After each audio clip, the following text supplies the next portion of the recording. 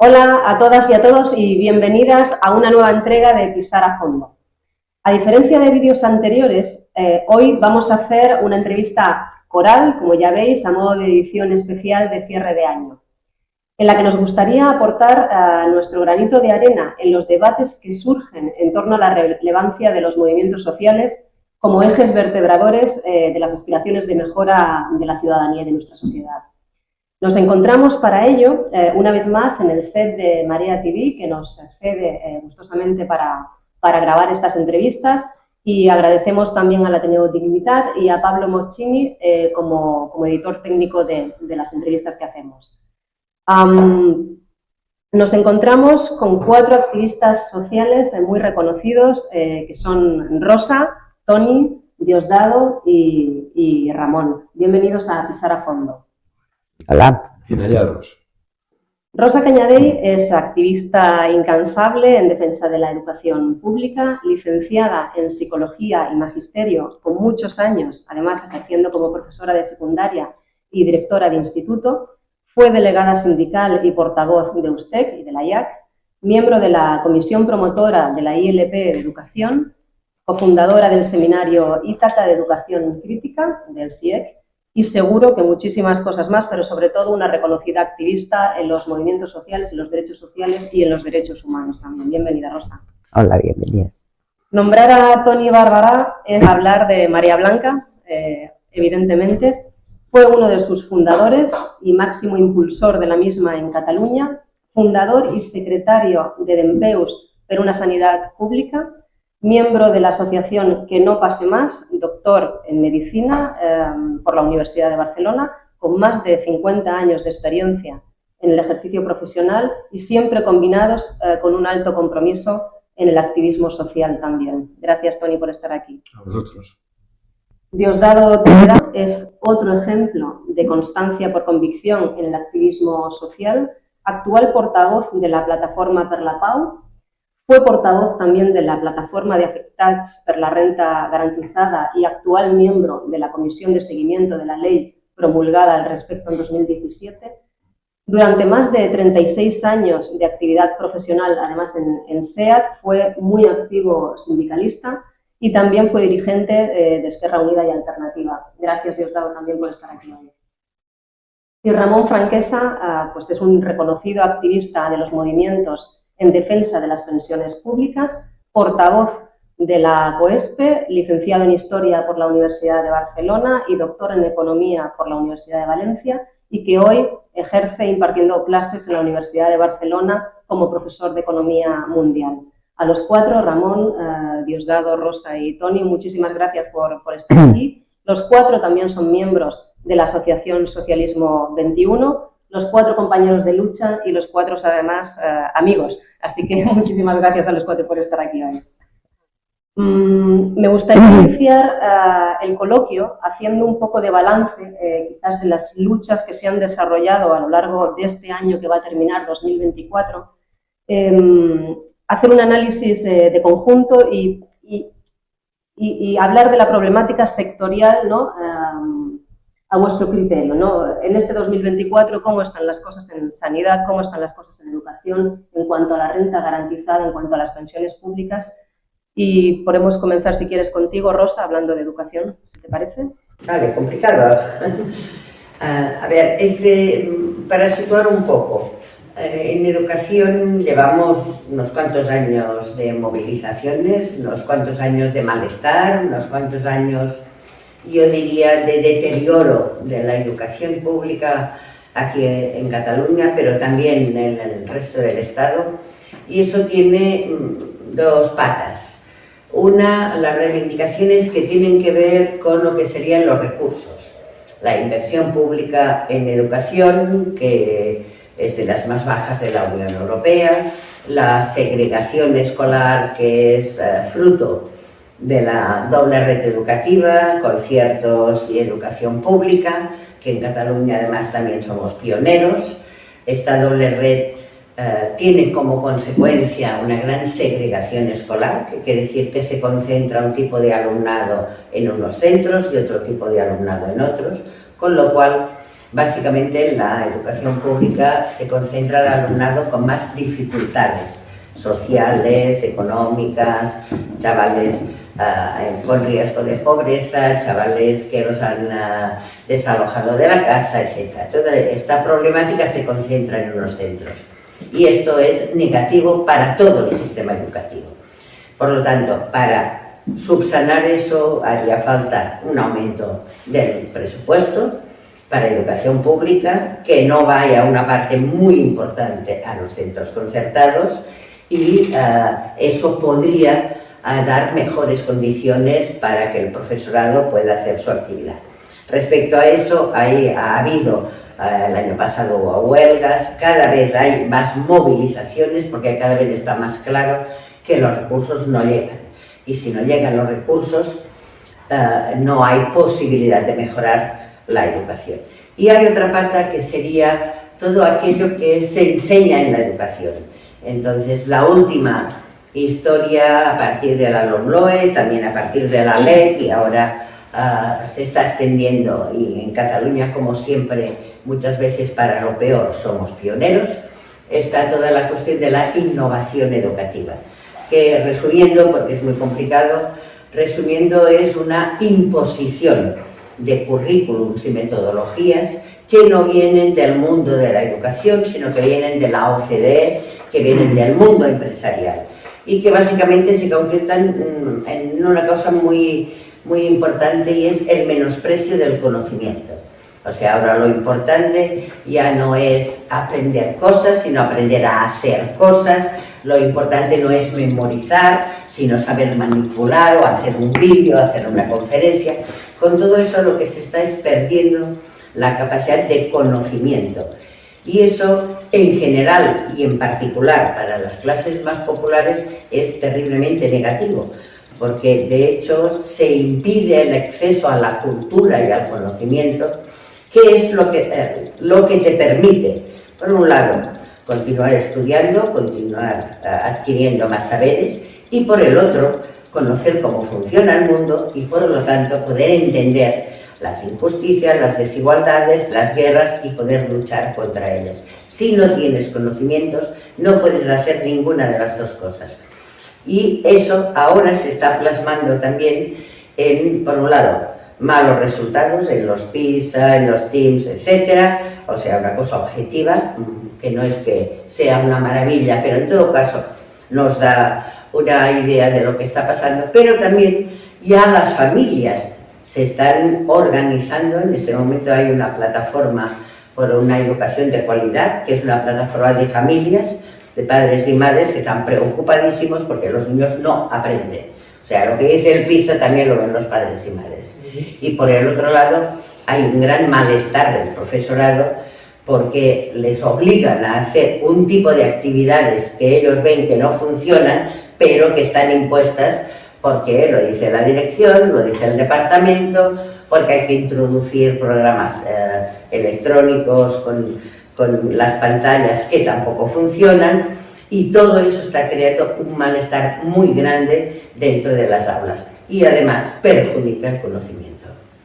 Malos resultados del informe PISA, que el propio Aragonés, en su momento, el anterior presidente de la Generalitat, decía que era por culpa de que había muchos migrantes en las clases. O sea, eso se quiso derivar el debate de los malos resultados. El resumen es manca de recursos, manca de financiación y, además, una imposición y una deriva neoliberal de lo que se tiene que enseñar en la escuela y cómo se tiene que enseñar, que desgraciadamente tanto el gobierno central como el de Cataluña, y el de Cataluña más siempre, están imponiendo y que da muy malos resultados. Muy bien. Diosdado, ¿qué nos puedes contar sobre la renta garantizada? ¿Cómo está la situación a día de hoy? Bueno, yo decir también lo siguiente, que yo soy representante de la Comisión Promotora de la Renta Garantizada Ciudadanía, que en su momento impulsó la iniciativa legislativa popular, y que cuando nos dimos cuenta que había problemas para su implementación, decidimos mantenernos, constituirnos como grupo de interés. Desde entonces, lo que hemos podido verificar es que ha habido una actitud muy restrictiva en la aplicación de la ley por parte de las administraciones que han gobernado Cataluña. En definitiva, les ha movido más al interés de gastar lo menos posible en la aplicación de ese derecho, porque la renta garantizada es un derecho subjetivo que beneficia a todas las personas y familias en situación de pobreza. Los datos que hay en Cataluña creo que ponen en evidencia su mala implementación. La pobreza severa en Cataluña de 2022 a 2023, final de 2023, subió del 8 al 8,9%. En la actualidad en Cataluña hay más de 700.000 personas en situación de pobreza severa. Muchas más aquellas que están en situación de pobreza, en riesgo de pobreza. Pues severa sería, digamos, las características más duras de la pobreza. Y la prestación de la renta garantizada en la actualidad, y si miramos las estadísticas que publica, ¿no?, la propia Consellería de Derechos Sociales, lo que establece, lo que demuestra es que va bajándose paulatinamente la aplicación de dicha prestación y en la actualidad son unas 150.000 personas que perciben la renta garantizada. Es decir, la tasa de cobertura, es decir, lo que a esa población en situación de pobreza severa cubre la prestación de la renta garantizada es el 21,6%. O sea, es una cantidad ínfima.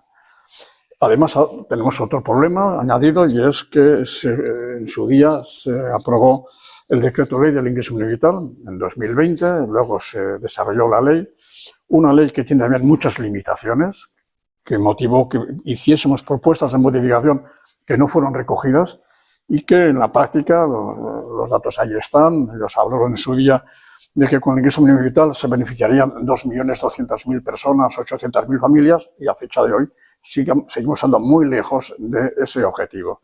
Y además, por mala coordinación entre administraciones, hay que decirlo, la administración del Estado y la Seguridad Social en este caso, que es quien gestiona el ingreso mínimo vital, y la Administración de Cataluña, pues ha llevado incluso a problemas que han surgido recientemente, que es un escándalo. Y es que parece que por problemas de coordinación se han efectuado pagos indebidos y luego se les reclama a esas personas que han recibido esos pagos indebidos, que se calibran ahora mismo los datos que aparecen en los medios, en torno a 30.000 personas, se les reclama la devolución de esas cantidades que fueron pagadas indebidamente.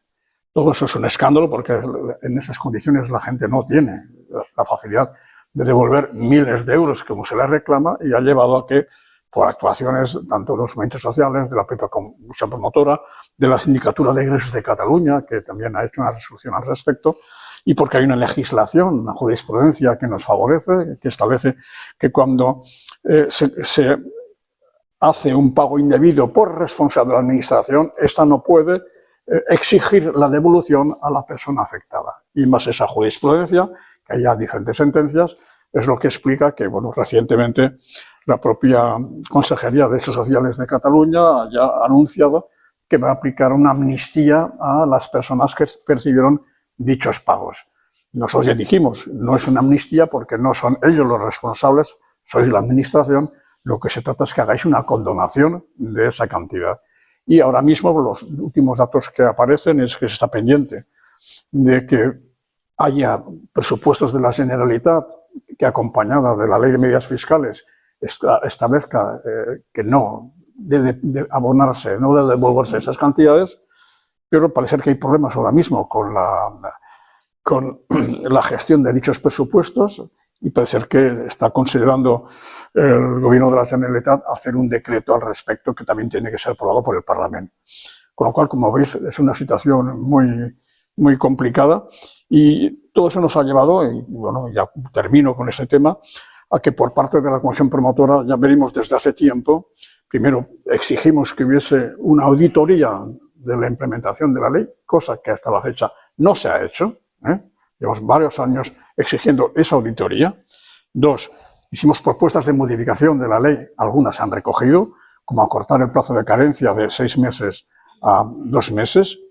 Y ahora mismo estamos apoyando, de hecho participamos en la elaboración de una propuesta de modificación de la ley, que desgraciadamente, porque hubo la nueva convocatoria electoral, decayó dicho procedimiento, ya tenía que volver a registrarse, Y en ese registro esperemos que se pueda avanzar en esa modificación de la ley. Uno de los aspectos, señalo porque tiene su interés en la actualidad que vivimos, es que se implemente también, se aplique un complemento por ayudas de alquiler, un poco recogiendo la experiencia de la renta de ingresos que hay en Euskadi, que establece que haya también una ayuda para el tema de la vivienda. Como todos lo sabéis, y si acaso luego también entraremos, porque yo participo en la plataforma estatal de la ley de la vivienda y en la plataforma que acaba de constituirse en Cataluña, el tema de la vivienda es uno de los temas que es cruciales, que tienen un impacto social muy significativo y, por tanto, ayuda en el tema de la vivienda a las personas vulnerables ha de ser un objetivo prioritario. Gracias, Diosdado. Toni, a nivel de salud y de sanidad, ¿cómo estamos a día de hoy? Bueno, pues no me he traído PowerPoint, voy a intentar ser muy conciso y más que soltar muchas cifras, algunas soltaré, soltar algún concepto, que en definitiva es dónde está la batalla, el meollo de la cuestión. Una pequeña precisión, que no rectificación. Yo no soy doctor en medicina. Cuando acabé de estudiar mi graduación, desde un servicio militar castigado en África, no tuve tiempo para estos menesteres. Todavía me queda tiempo para hacerlo, en la sobraría, pero yo soy efectivamente especialista en medicina interna y luego a posteriores en salud pública, salud laboral. Aclarar el tema, porque sí, aquí en este país todo el mundo se cuelga más diplomas de los que tiene, justo los necesarios. Como bien decías, María, me encanta, por tanto, hablar desde una perspectiva de lo que soy, que es un ciudadano empoderado, que me muevo en los movimientos sociales, y me reconozco uno de los 8 millones de catalanets, catalanetas, que somos los titulares de un sistema público nacional de salud que no va bien. Salud y no sanidad, porque efectivamente ahí empieza un poco el gran meollo de la gran mentira. Lo que determina la situación de salud de la sociedad, claro que es la atención sanitaria, es muy importante, se lleva el 90% del pastel económico, por tanto imagínate si es importante y si hay aspirantes. Pero lo que realmente la determina son los determinantes sociales, precisamente. Es decir, es tener o no tener techo, es tener o no tener pensión, es respirar o no respirar en una atmósfera contaminada, es tener o no tener educación, es tener o no tener una residencia, es tener o no tener una pensión. Eso es lo que realmente determina la salud. Y a eso se dedica muy poca cosa porque evidentemente, como habéis observado, estamos hablando de política, estamos hablando de vida. La vida, la política es la salud. Y no hay otra manera de hacer salud que implicarse en esos temas. Luego están las pastillitas, que de eso se encarga la industria farmacéutica y lo hace terroríficamente bien, o sea mal. La situación, ¿cómo está? Pues la situación empeorando de una manera realmente flagrante y muy preocupante. Estamos viviendo una situación muy conflictiva, la mercantilización de todos los servicios públicos, por tanto la salud, pero todos los demás, es una evidencia. Está en un ataque neoliberal, vamos, sin anestesia. Ahora ya las cosas se postulan sin eufemismos excesivos, ya se vende literalmente el producto. Y en sanidad, en salud, evidentemente ese es el tema. No lo explico a la gente, porque la gente, nuestra gente, la ciudadanía, sabe mucho más de lo que pretende, conoce la situación va empeorando por momentos y hay algunos capítulos que son realmente no inquietantes sino alarmantes. La destrucción de la atención primaria es algo flagrante, esto no puede ser. Las llamadas listas de espera, que nosotros llamamos listas en plural concatenadas de desespero, es algo absolutamente insultante. Esto es generar enfermedad, esto es generar muerte. La discriminación de la gerontofobia, la salud mental está impresentable, es realmente un auténtico escándalo. La situación en que se trabaja en el ámbito, en el sector sanitario, las trabajadoras, afortunadamente muy feminizado, pero las trabajadoras médicas, enfermeras, trabajadoras sociales, es de una precariedad, de un burnout que dicen, es decir, de una penalización que está explicando el que no se encuentren especialistas, porque evidentemente se les está expulsando enteramente y se van efectivamente a otras zonas europeas o de otros ámbitos donde van a cobrar más y a vivir con más estabilidad, pudiendo incluso conciliar familias. Aquí luego se quejan de que es que vienen algunos que tienen la piel más oscura, afortunadamente. Gracias por estar aquí cubriendo las plazas, porque en atención primaria este año en la formación MIR, médico interno residente, no se han cubierto todas las plazas. Es decir, no tenemos suficientes para cubrir nuestras propias necesidades. Bueno, la cosa va mal, pero sí mueve, hay lucha porque hay movimientos sociales. He mencionado algunos de los que estoy encantadísimo. Es lo que me permite mantener las neuronas en activo. Y no por ilusiones, no es un problema de ilusiones y de proyectos, es un problema de convencimiento, es un problema de compromiso, es un problema de esperanza. Estas luchas de servicios públicos ya las ganamos los muy mayores que predominamos en este grupito de aquí, y si la ganamos una vez la vamos a ganar las veces que sea necesario, porque somos más y porque tenemos más razones. Aunque en este momento nos lo estén poniendo muy difícil, porque evidentemente las nuevas tecnologías, las inteligencias artificiales y todo el internautamundo son efectivamente medias al servicio de lo otro que es la mercantilización.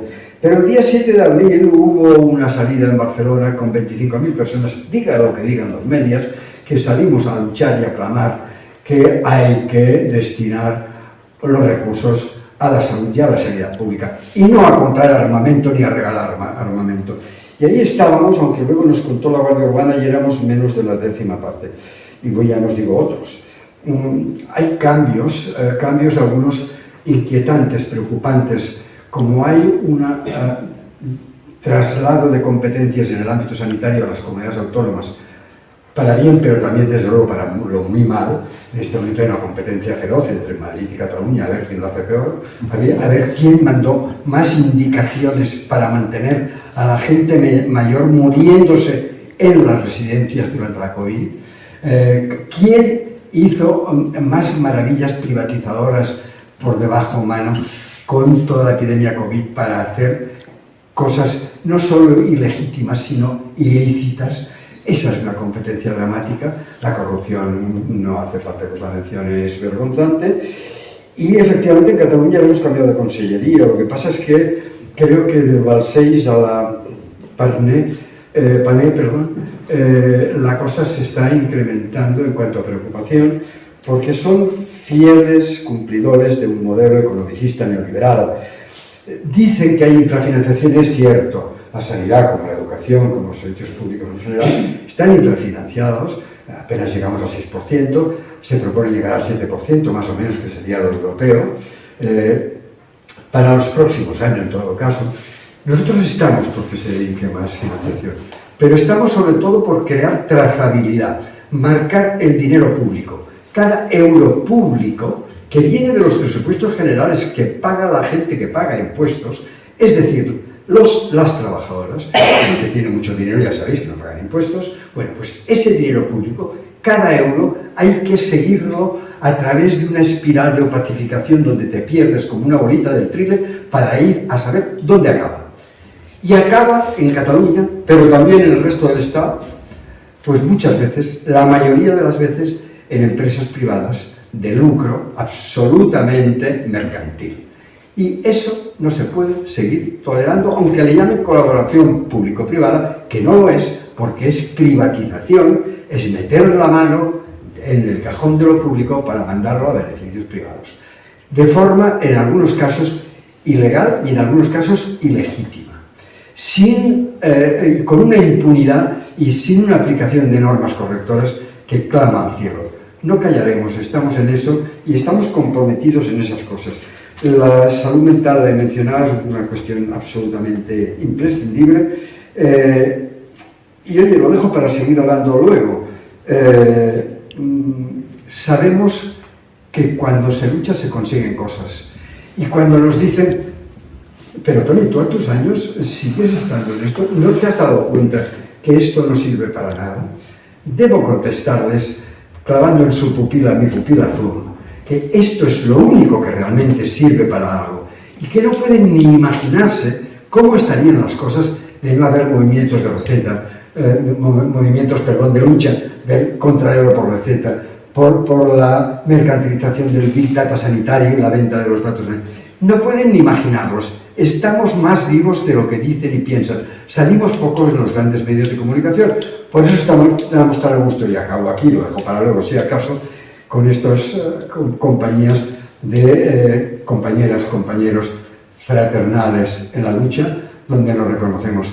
Que lo que haga la marea pensionista, que lo que haga la lucha por una renta garantizada, que lo que haga por la cultura de educación, es hacer por la sanidad. Juntos o no salimos nadie.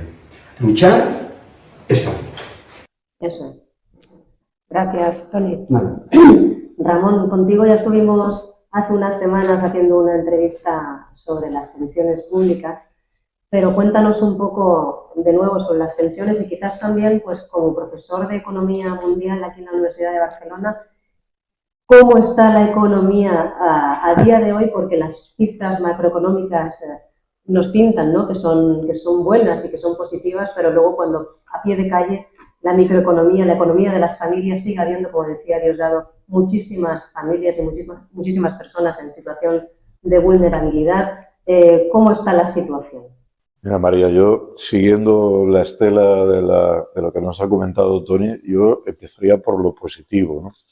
Y lo positivo en el movimiento pensionista es que ya llevamos 10 años luchando y creando tejido social, que es muy importante, que vemos como nuestra organización, que este año ha celebrado su 6ª asamblea, se va extendiendo a todos los rincones del país, va estructurando la rabia, la insatisfacción de la gente mayor, que algunos creían que era gente vulnerable, que era gente que era fácil saquearle el salario diferido, que son las pensiones, y que se han encontrado con una respuesta que no esperaban. Y en ese sentido, este último año, el movimiento ha sido capaz de mantener el terreno que recuperamos en los últimos años, y hemos conseguido que este año también se cumpla el compromiso de subir las pensiones con el IPC teórico, el que calcula, no es el de la calle, desgraciadamente, pero al menos ese coste de la vida lo hemos recuperado. Ahora bien, por otra parte, tenemos dificultades. Tenemos dificultades porque el sector financiero, al igual que en la sanidad, sigue buscando la privatización de las pensiones. Y como han fracasado con las pensiones privadas porque la gente ya no las suscribe porque son una ruina, ahora han cambiado de táctica y tratan de imponer desde los convenios colectivos desviar una parte de las pensiones públicas hacia las pensiones privadas.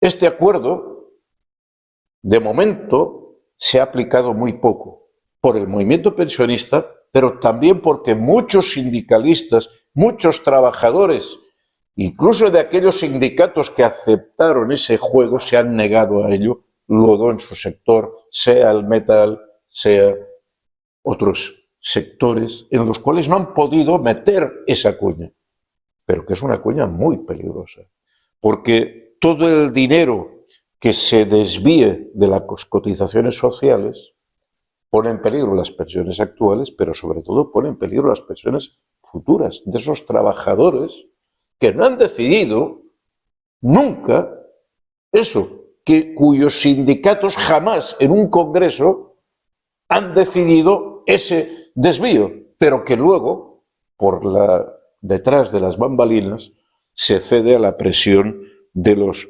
financieros. Además, hay otro intento grave por parte de la patronal, que es aumentar los años de cómputo. Esta cuestión tendría efectos desastrosos para los trabajadores actuales. Fijémonos, como los pensionistas se defienden, vamos a erosionar las pensiones futuras de los trabajadores, que están despistados, están en otra cosa, ¿eh? Pero claro, aumentar los años de cómputo lo que llevaría, por ejemplo, es aumentar la brecha de género. Ya hoy tenemos una brecha de género de más del 30%, que nuestro movimiento está intentando cerrar. Pero claro, cuantos más años se computen, quien más problema tiene para completar estos años son las mujeres, porque cuidan a los hijos, porque tienen que dedicar una parte de su vida a esos cuidados domésticos. Y por tanto, mientras se habla de feminismo y de igualdad de la mujer, en lo retórico, en lo práctico se están intentando aplicar medidas que todavía van a precarizar más la situación de la mujer y además de la mujer en la situación de máxima debilidad, que será el final de su vida. Porque también, otros elementos que hay que considerar, la condición de viudedad en nuestro país, es decir, es una condición sobre todo en más del 80% femenina. Y por tanto, aquellos que tienen que soportar la soledad, las dificultades, la penuria económica más extrema, no solo son personas mayores, sino son personas mayores mujeres. Y desde este punto de vista, pues bueno, tenemos mucha tarea por delante el próximo año, que vamos a seguir haciendo un esfuerzo para explicar a la sociedad y especialmente a los jóvenes y a los trabajadores que hay que defender las pensiones públicas porque es también su salario diferido. Muy especialmente a los jóvenes, porque estamos observando cómo el sector financiero está financiando a influencers jóvenes para generar una falsa percepción de que una buena pensión para los mayores es un mal salario para los jóvenes. Esto que los jóvenes reciben como lluvia constante en videoclips que no han pedido pero que les sale en el teléfono, trata de crear una opinión que confronte a la juventud con los mayores y desvía a la juventud de sus problemas. Porque en realidad otro factor que amenaza las pensiones es la guerra. Mark Rutte, el nuevo secretario general de la OTAN, lo ha dicho explícitamente. Hay que bajar las pensiones para subir el gasto militar, para estar más seguros.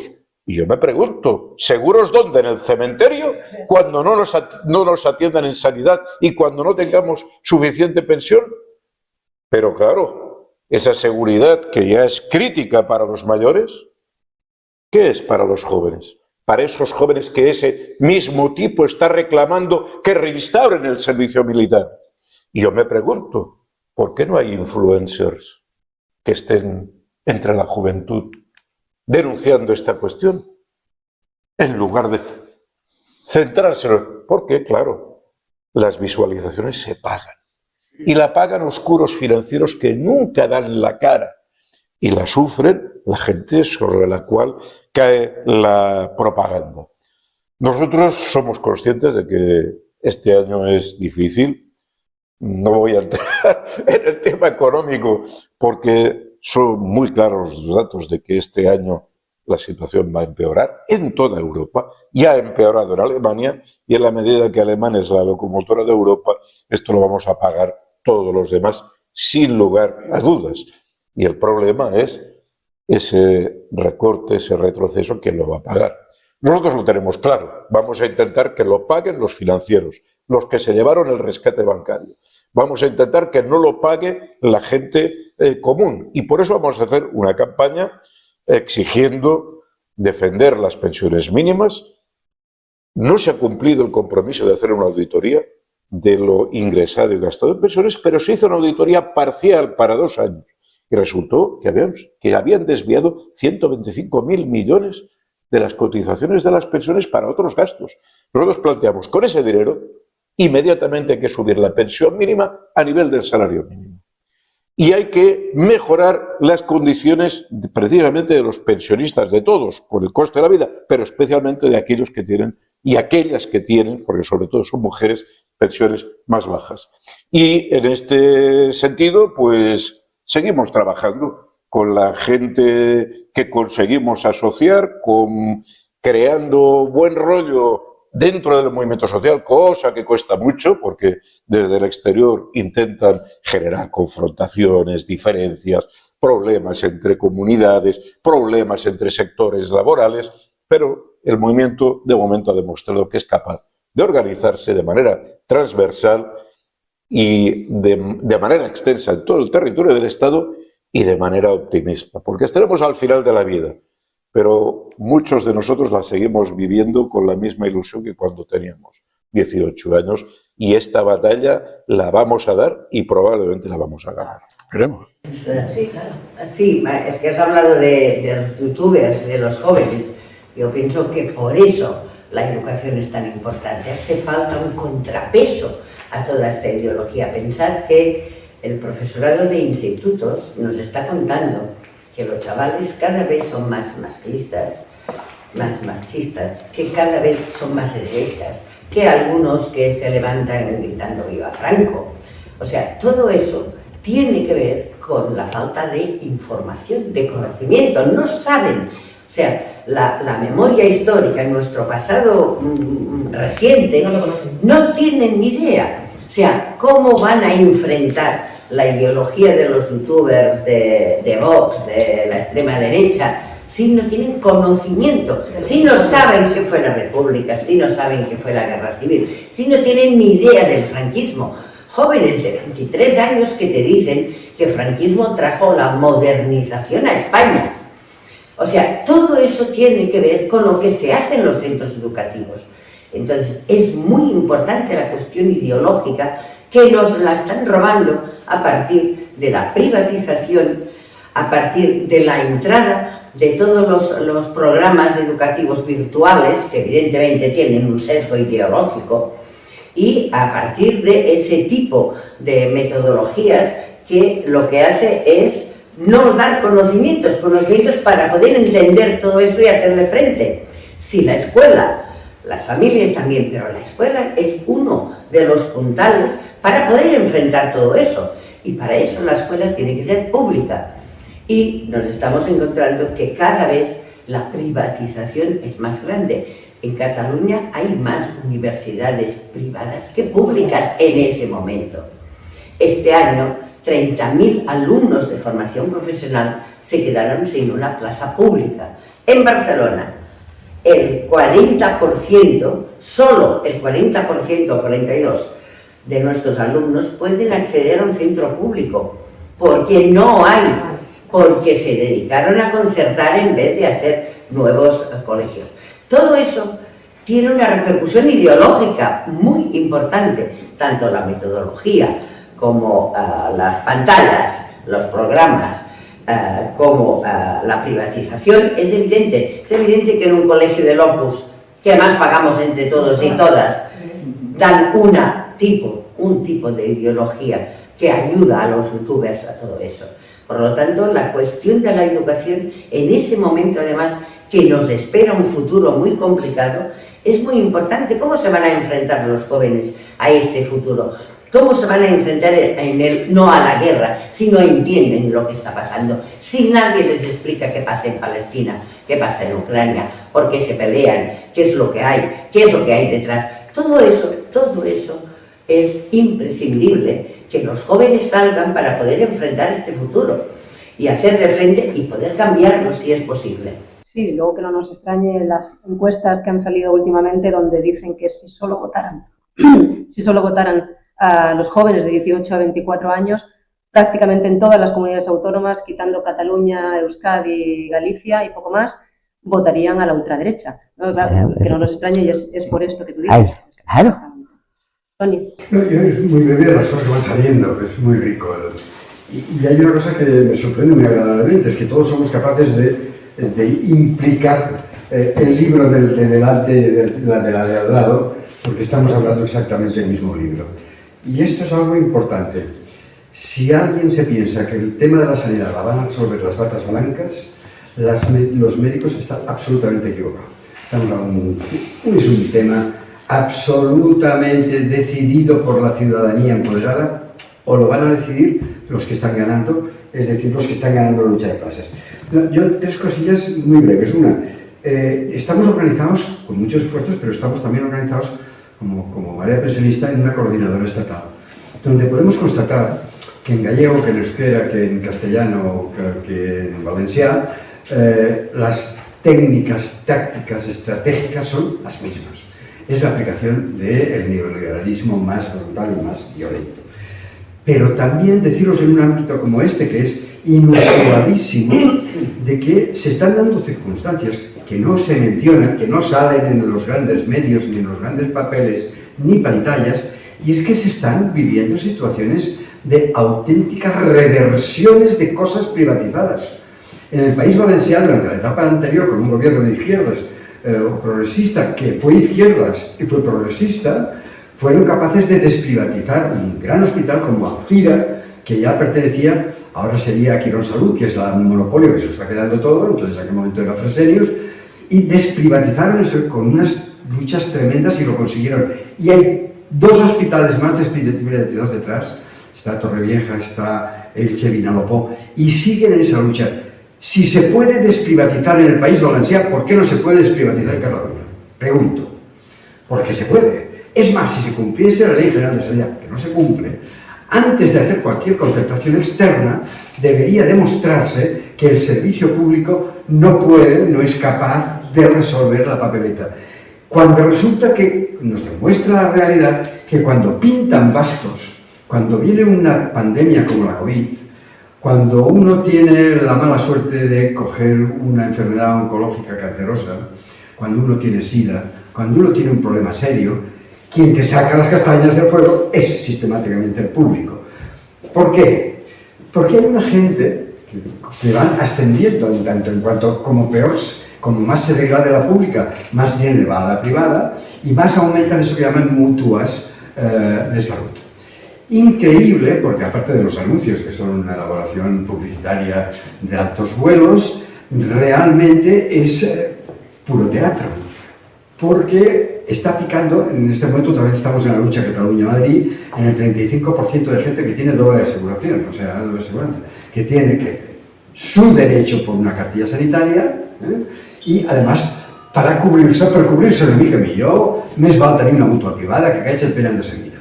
Lo que no saben es que cuando tenga alguna de estas cosas que mencionábamos o cualquier patología seria, es decir, cuando se practique y se practica siempre la selección de patologías, las patologías caras no entran, te las pagas tú. Pero en la pública sí, entran todas.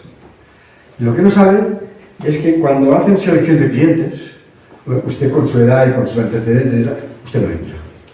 Es más, nos sacamos.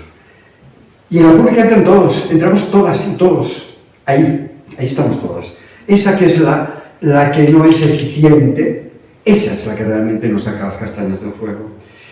El tratamiento del personal no saben que lo prueben y que lo caten, porque cuando estén en la empresa de estas comerciales, mercantiles, que hace clientes, que es su función, que no lo critico, se darán cuenta que las ratios de enfermería en los hospitales es infinitamente más baja, porque el trato al personal que trabaja ahí, a las trabajadoras que trabajan en estos sectores, es, como se predica con toda la desfachatez, muchísimo más duro. Se'ls ha de fer passar pel tubo, mano dura, porque cuando son funcionarios, cuando son públicos, estos son unos gandules que se regodean y que son absentistas y que no hacen el trabajo. Esto se está diciendo ahora. Y lo están diciendo de un personal que se ha dejado la vida, y no es un eufemismo, literalmente se ha dejado la vida en el cumplimiento muy mayoritariamente, por no decir absolutamente mayoritario, en la defensa de su objetivo de salud. Ja vale. Així és que si tens una mútua, ves fent que quan tinguis una neoplàsia i hagis de fer quimioteràpia, buscaràs desesperadament un hospital públic perquè allà és on t'ho faran. Més bé, millor. El que passa és que, com esteu retallant molt, el problema és que les coses s'enredareixen. I en oncologia, per exemple, cada mes que t'enredareixes vol dir que l'estadio de la gravetat passa de l'1 al 2 al 3 i al 4, després ja és irreversible. I això vol dir la privatización mata. Y no es un eufemismo, mata. Eso es así. Y tenemos que luchar contra eso. Y tenemos que luchar contra el que heu dit.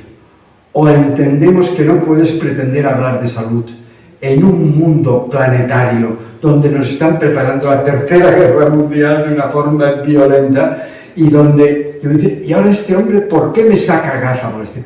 Porque el genocidio de Gaza, como el genocidio de las residencias, son cosas que avergüenzan a la humanidad, son retrocesos civilizatorios, son absolutamente crímenes contra la humanidad. Y no puede haber salud cuando la gente está muriendo de la manera que está muriendo.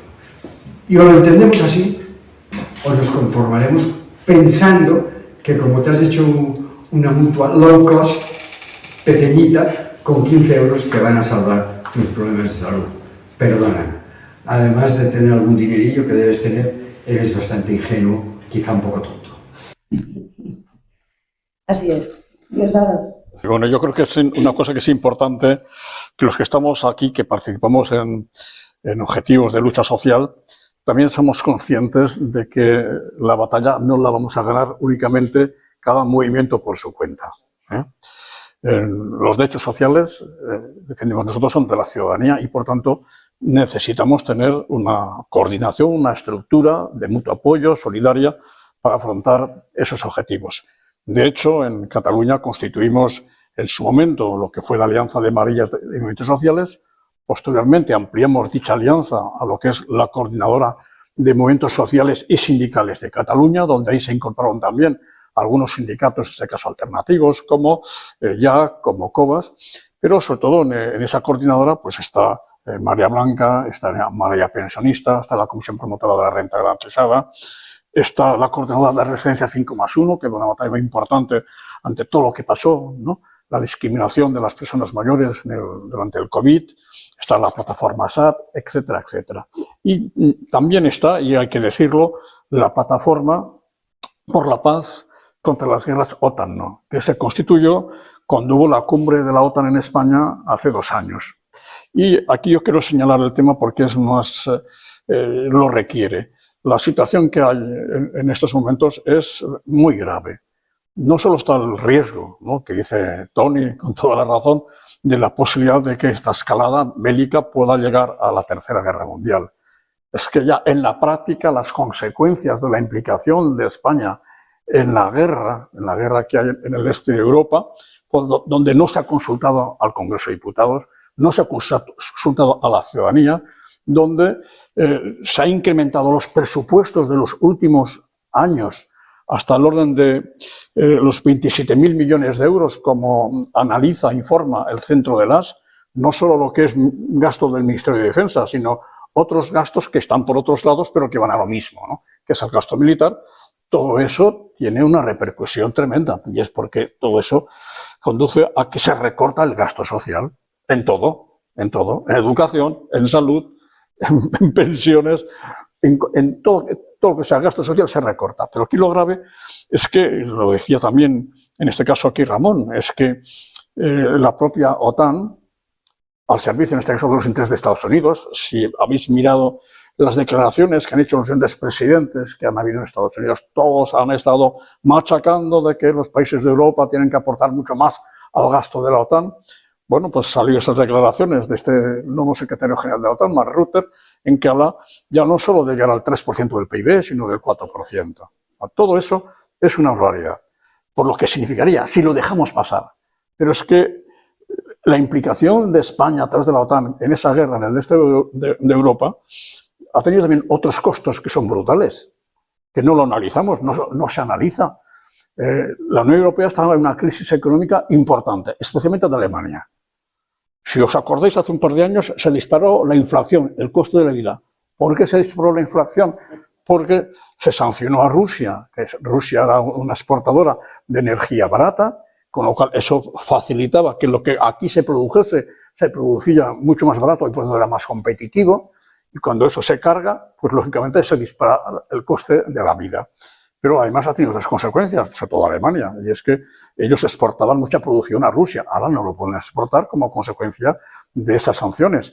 Toda esa política de implicarse en la guerra está teniendo consecuencias terribles sobre el conjunto de la ciudadanía de los países de Europa y también en España. Es verdad que en España estamos saliendo un poquito mejor por todo el tema del turismo, pero cuidado, el horizonte que hay es un horizonte tenebroso. Y por tanto, ante todo eso, más que nunca los movimientos sociales tendremos que defender, junto con la reivindicación nuestra de nuestros derechos sociales, el no a la guerra, el que España, en lugar de estar implicado en la guerra, lo que levante la bandera de la neutralidad, de su disposición a negociar un alto el fuego, una solución pacífica, etcétera, etcétera. Y decir al respecto una cuestión positiva, y es que hay últimas encuestas de hace pocos días que demuestran que de alguna manera todo el trabajo acumulado en España de los movimientos por la paz ha tenido su efecto, tuvo su efecto en su día en la oposición, en la guerra de Irak, ¿vale? Pero ahora mismo las últimas encuestas dicen que más del 40% de la población está en contra de que España se implique con el suministro de armas y apoyo económico en la guerra de Ucrania contra Rusia. Bueno, la mayoría. Es muy significativo y también demuestra, y también eso ayuda a compensar un poquito los temores y los datos de que una parte de la juventud, no toda la juventud, pero sí es verdad que la extrema derecha es la fuerza ahora mismo que según las encuestas la parte de jóvenes de los 20, 25, 30 años votaría más, pero no es un voto mayoritario, es que es la opción más votada, no la mayoría. Pero bueno, hay una sensibilidad de lucha por la paz que va más que nunca unida a la lucha por los derechos sociales. Y hablando de los derechos sociales y de las plataformas y de los movimientos, para centrarnos un poquito aquí en Cataluña, ¿cómo veis el nuevo gobierno de Salvador Illa desde la perspectiva de cada una de las mareas? Ramón. Bueno, las pensiones son una competencia estatal que queda poco afectado por los gobiernos autonómicos, pero las personas mayores sí que utilizan servicios gestionados por las autonomías. Lo que ocurre en la residencia, lo que ha ocurrido y lo que está ocurriendo no nos llama a ninguna tranquilidad. El tema de la sanidad, que Toni ya lo ha explicado de manera amplia, pues lo que aparece es que vamos de mal en peor, porque se sigue con la idea de privatizar esos servicios que, en parte muy importante, atienden a la gente mayor. Y la consellera lo tiene claro. Lo tiene muy claro, la señora Parné, como nos comentaba. Sí, no, se me va la R ahí porque sirve a quien sirve. Sirve a quien sirve. Estos días la veíamos decir de que para ella que sea público y privado no es el debate, le es indiferente. Es mentira. Ella es parte combatiente para llevarse todo lo que puede de lo público a aquellos a quienes se ha oído. Esta señora no es una persona del mundo de la sanidad desde el punto de vista profesional. Esta señora es una gestora, no es un médico, no es una enfermera. Y sirve a quien sirve y hay que tenerlo. Y claro, esa señora que tiene una trayectoria que en el Hospital del Mar, en diversos lugares, ha mostrado de manera totalmente transparente, ha sido nombrado por un presidente de la Generalitat que tiene clara conciencia, o debería tenerlo, ¿no?, de quién es el personaje. Por tanto, lo vemos con preocupación. El movimiento pensionista tiene una consigna que es gobierne quien gobierne, los derechos se defiendan. Y evidentemente nos gustaría tener otros gobernantes, sobre todo otra política, pero nosotros no vamos a cambiar de reivindicaciones ni de exigencias. Te explico la última. La última sacan ahora, hace 2 días, la propuesta para el currículum de bachillerato. Vale, incluso el bachillerato, o sea, el bachillerato científico, por supuesto, no hay ni una hora de literatura, ni catalana, ni castellana, ni lengua, nada. Pero es que en el humanístico tampoco, desaparecía la literatura. O sea, humanística sin leer, humanística sin literatura, humanística sin... Y en ciencias pasa lo mismo. Han pasado de 8 o 9 horas que tenían a la semana a 3 de física, química, geología y no sé qué más.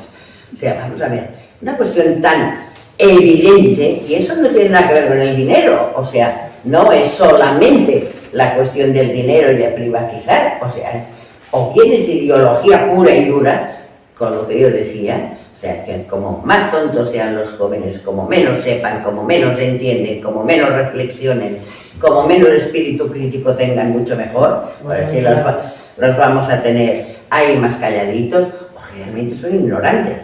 Bueno, por suerte la gente se echó encima, porque sí, porque hay reacción, porque hay movimiento, porque por distintos lados tal, y de momento lo de la literatura parece que lo va a cambiar.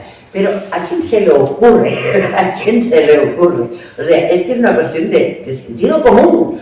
O sea, lo más elemental de sentido común. Pues no, hay que hacer emprendeduría, hay que hacer no se sabe qué. O sea, que la esperanza está en que como mínimo trate un poco mejor al profesorado, escuche las reivindicaciones, cosa que dudo, pero bueno, la esperanza siempre está ahí. Pero por el otro lado, que pongan o que tengan asesores con 2 dedos de frente. Porque, o sea, cosas de estas, además, que es lo mismo que pasó con el antiguo conseller, de repente avanza el curso escolar. Absurdo, o sea, no soluciona nada, crea una cantidad de problemas impresionantes, etcétera, etcétera, etcétera. La burocracia, otra historia. O sea, el profesorado cada vez tiene menos tiempo de preparar las clases, de evaluar bien, de hablar con los compañeros, de programar bien, etcétera, porque se pasa el tiempo contestando a cuestiones de estas dentro, a ítems dentro de las pantallas que nadie se mira, que no sirven para nada, que realmente es casi, no sé, masoquismo, o sea, o sadismo, o sea, hacer trabajar para nada, en vez de facilitar que puedan hacer una buena preparación, que puedan, etc. Entonces, todo eso es difícil de desmembrar. Yo me gustaría pensar que esta nueva consejera lo va a hacer mejor, pero lo dudo. Pero lo que sí que tengo claro es que desde los sindicatos, desde los movimientos, desde los grupos más o menos críticos ideológicamente, desde las familias, vamos también a conseguirlo. Sí, perdón. Yo decía que para el nuevo gobierno, me preguntabas, sí. El nuevo gobierno, en primer lugar, que haga lo que debe, que es cumplir lo que había en los programas electorales, que evidentemente no va en esa dirección. Una recomendación sin ninguna petulancia, que salte de las moquetas y baje a las calles, que se pasee por los barrios, y no necesariamente los barrios centrales, comerciales y turísticos, que vea realmente cuál es el estado de penalización, de cómo sobrevive la gente. Es decir, que se arremangue. Y los deberes se los ha puesto ellos mismos. He dicho que no diría cifras, pues voy a decir alguna para contradecirme yo mismo, que es lo más bonito. Estando en las listas de espera en Cataluña, estos son cifras oficiales. Las cifras oficiales suelen ser muy bondadosas con la oficialidad. Lo digo porque cuando las contrastamos con nuestra información suelen estar edulcoradas, pero con edulcoración incluida. Julio, de los 8 millones de catalanets que más o menos sobrevivimos, están en espera de intervención quirúrgica en la pública 206.667 personas. Para pruebas diagnósticas están en lista de espera 194.372. Para procesos oncológicos están pendientes, muchos pendientes de saber que son oncológicos, porque como llegan tarde, pues aún no están en la lista, pero que ya estén 2.353 personas. Para la consulta externa, están esperando consulta de especialidades 591.946. Esto no es tolerable. I ja anem treballant, ja ho anirem fent, perquè estem baixat un punt. Esto requiere tratamiento de urgencia, tratamiento de shock, y el primer tratamiento de shock es que ni un euro se escape para resolver esto. Y ni un fusil, ni un petardo, ni una escopeta, ni una celebración del altar. Esto es lo primero, como es lo primero educar, como es lo primero que la gente pueda comer, como es lo primero que la gente tenga una pensión. Lo digo porque estas cosas son fundamentales. Además, repitiendo algo que decía al principio, pero que creo que es fundamental insistir. Cuando se lucha, se corre el riesgo de ganar. Y lo apoyamos con la vivencia de algunos que ya hemos ganado una vez y estamos dispuestos a ganar la segunda y la tercera vez. Y no por ilusión, sino por necesidad, por convicción. Para el 25, que se apliquen, hemos dicho cosas que los ponen en cuestión, y en todo caso coherencia, en todo caso equidad, igualdad, respeto, paz y lucha democrática, porque esto está todo por ganar. Y os puedo asegurar que cuando uno se acuesta con la sensación de que hoy he conectado con gente y he hecho algo que no hacen desde la política, desgraciadamente, y no miro a nadie, pero miro a todos, que es ver, oír y escuchar, y atender a una cosa que se llama participación. No ha salido aquí la palabra. La participación social es sine qua non. Si la ciudadanía no participa, por más inteligencia tontiartificial que tengan, mientras las visitas no sean presenciales, mientras yo no pueda tocar un abdomen, mientras no me pueda colgar el fonendo, por videoconferencia no voy a diagnosticar lo que tengo que diagnosticar. Escuchen ustedes que algunos de nosotros llevamos años y en lo que decimos, aunque ustedes no se lo crean, pues lo hemos leído en el British Medical y en el Lancet y no somos ciudadanía deslustrada, desilustrada, sino todo lo contrario. Insisto, sin petulancia ni arrogancia, pero o nos escuchan o nos van a oír gritar. Bueno, yo confirmar lo que ahora mismo pues ha dicho Tony. Nosotros partimos ya de una experiencia concreta que es preocupante, y es que se registró una propuesta de modificación de la ley de la renta garantizada de ciudadanía. Hemos tenido una ronda de contactos con aquellos grupos parlamentarios, en principio, que en su día votaron a favor de la ley, y curiosamente el único partido que hasta la fecha no nos ha dado cita para poder dialogar sobre ese contenido es el Partido Socialista. Tuvimos una reunión no hace mucho con el secretario general de la Consejería de Derechos Sociales, y nos explicó que es que, bueno, están pendientes de también tener una opinión del gobierno, que todavía no han dado. Con lo cual, eso lo que nos hace sospechar es que desde el gobierno de la Generalitat las propuestas de modificación que hemos hecho pues les resultan incómodas como mínimo. Aquí nos encontramos con un problema que es muy serio, ¿no? Y ¿os acordáis cuando, años antes, cuando el 15M, ¿no?, denunciamos a la casta, ¿no? Es decir, a la actitud de los que gobernaban, que ya no solo gobernaban en contra de los intereses de la mayoría social, sino además sin ningún interés de escuchar, de tener contactos, de llamarles para conocer las opiniones. Bueno, pues se sigue reproduciendo esa actitud de desprecio, de falta de, por lo menos, de querer saber qué es lo que piensa la población, qué piensan los movimientos sociales. Y eso ocurre porque están completamente adaptados o han cedido a los intereses de los poderes económicos. Ese es el problema real que nos encontramos. Y quizás una de las cuestiones ideológicas que todos podemos coincidir que estamos sufriendo desde hace tiempo es esa defensa a ultranza de la colaboración público-privada. Bajo esa fórmula lo que se esconde es que del dinero público se da un montón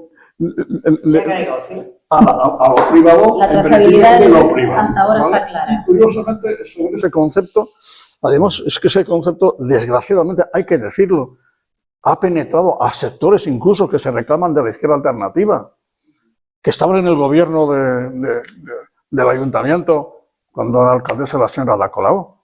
Es que sigue habiendo organizaciones que defienden esa ideología de la colaboración público-privada cuando todos sabemos lo que es. Por tanto, tenemos un problema que solamente podremos resolver a través de la presión de los movimientos sociales para que se nos escuche, y si no, pues tenemos que hacer todo lo posible para cambiarlos. La perspectiva para el 2025, aparte de seguir en la lucha y que nos escuchen, si no nos van a oír gritar, como dice Tony, porque eso está claro, ¿cómo la veis? Yo creo que se viene un año que puede ser conflictivo y y muy incierto, ¿no? Porque todo el panorama de la situación económica en Europa ahora mismo está con problemas muy serios de que se ahonden recesiones en Alemania. Está toda la inestabilidad del gobierno en Alemania con las próximas elecciones allí, donde parece ser que la derecha, junto con la extrema derecha, pues pueden tener mayoría. Esta es la situación de Francia, que es un desastre con este tirano, porque hay que decir, el señor Macron es un tirano. Querer imponer por decreto reformas de las pensiones o presupuestos son lo propio de tiranos, excluyendo a la voluntad popular que está representada en la Asamblea General de Francia, ¿no? Por tanto, ante situaciones de ese tipo, todos podemos temernos momentos muy difíciles. Y en la medida que además la Comisión Europea sigue presionando al gobierno de España porque tiene que reducir la deuda pública, el déficit público y por tanto todo eso traducirlo en recorte del gasto social, pues es evidente que lo que nos vamos a encontrar en los próximos tiempos es con problemas de ese tipo. Además, si añadimos a eso, pues toda la problemática que tienen para tirar adelante los presupuestos, en una situación de un problema de equilibrios, donde la derecha nacionalista le está apretando también en el sentido de reducir los impuestos a las energéticas, etcétera, etcétera, la situación, está claro, es que estos gobiernos finalmente pueden ceder a las presiones de la derecha y, por tanto, encontrarnos con problemas muy serios que solo podremos atender o afrontar a través de la movilización social. Y uno de los aspectos que yo creo que va a tener el año que viene una cierta importancia, la ha tenido ya este año, a finales de año, es el tema de la vivienda. Los datos que tenemos son terribles. Como sabéis, una cuarta parte de la ciudadanía vive en bienes de alquiler, especialmente gente joven. La subida de los alquileres es brutal, los salarios crecen como máximo con el IPC, por tanto eso está generando problemas muy serios, con movilizaciones como se produjeron en Cataluña, pero no solo en Cataluña, fueron en Madrid, en Valencia, y estamos preparando en este caso en una plataforma que hemos constituido recientemente, donde está el Sindicato de Llogateres, está la PA, están los sindicatos, está la Federación de Vecinos, la CONFAP, la Coordinadora de Movimientos Sociales. Estamos preparando una movilización en Cataluña para marzo del año que viene, también con perspectivas de que eso se extienda al conjunto del Estado. Imagino que igual que esas movilizaciones, pues el movimiento pensionista y todos los movimientos pues se van a tener que ponerse a la altura de las circunstancias y trabajar una movilización que yo creo que hemos de hacer todo lo posible para unificarla en objetivos generales de defensa de los derechos, para tener la fuerza suficiente para torcerle el pulso a los que en este momento nos gobiernan. Yo les soy muy breve. Ahora sí me pongo la bata blanca. Mira, en medicina, en definitiva, lo fundamental es prevenir, como sabéis, y predicar salud. Es difícil diagnosticar, es imprescindible, es muy importante. Luego es como muy importante tratar el tratamiento, la terapia. Pero donde está el kit de la cuestión de los médicos viejos es en el pronóstico, que es cuando el paciente pregunta: ¿me voy a curar? ¿Me voy a morir? ¿Y para cuándo? Eso es difícil de contestar. Explicar historias y siglas y palabrejas y demás, lenguaje, jerga, eso es otra cosa.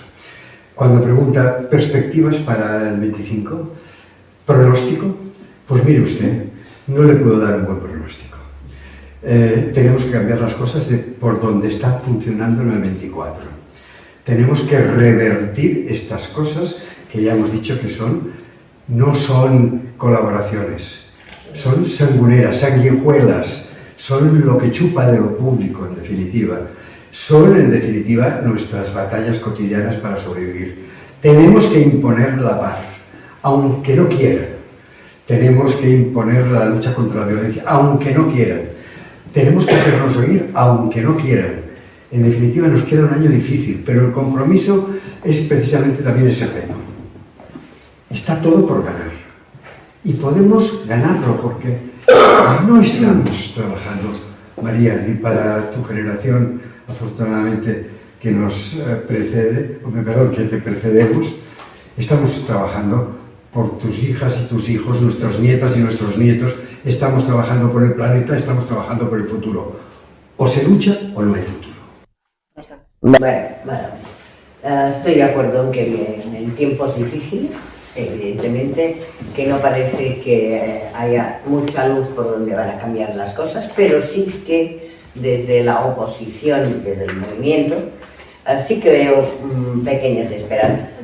Hay docentes por la paz, por la educación por la paz, que se están organizando, que han hecho cosas por Palestina, que han hablado con los chavales, con los alumnos, etc.